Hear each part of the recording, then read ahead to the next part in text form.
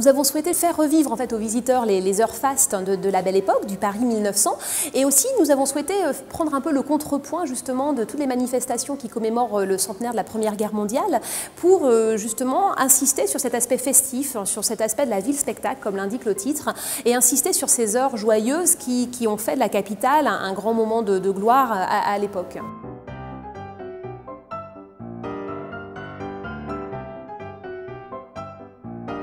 Nous avons vraiment voulu travailler justement sur cet aspect du mythe de Paris, comment Paris se construit une image. Il y a vraiment une volonté à l'époque des institutions, des artistes aussi, de faire de Paris la capitale. Il est la vitrine du monde, aussi bien d'un point de vue artistique que d'un point de vue technique, que d'un point de vue de la mode et de la haute couture, et que d'un point de vue aussi des scènes, toutes les scènes parisiennes, aussi bien les scènes de théâtre que les cabarets, que les music-halls, qui vont vraiment participer de cette image festive, de cette image spectaculaire que Paris souhaite donner aux visiteurs, aussi bien français qu'étrangers, à cette époque.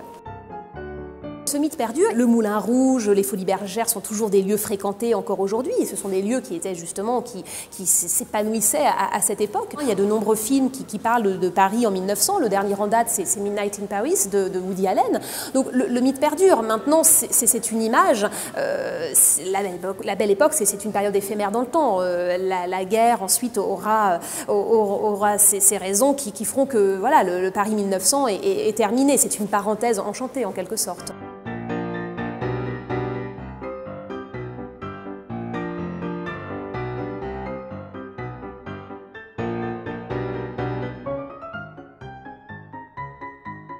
Il n'y a pas forcément de véritable courant artistique qui émerge à cette époque, si ce n'est l'art nouveau, bien sûr, qui s'épanouit dans les arts décoratifs, hein, aussi bien dans l'art du verre que dans l'art de la céramique, que dans l'art du métal ou du vitrail ou du textile.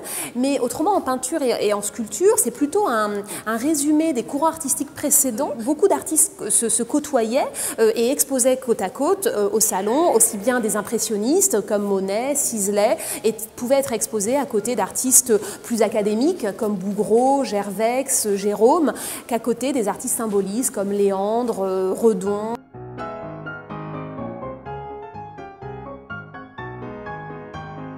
Le Pré-Catelan, c'est un restaurant très en vogue à la Belle Époque, qui a été fondé en 1905 par Léopold Mourier.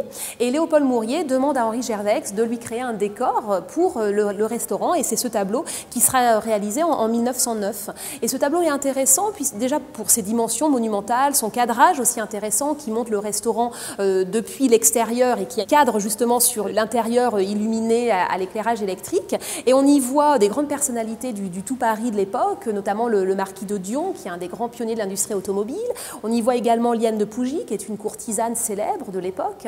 Et puis on y voit la comtesse Greffel également. Et là, elle sort du restaurant et s'apprête à monter dans une automobile. La société Renault est fondée aux alentours de 1898. Donc Paris n'est pas encore du tout à l'ère de l'automobile.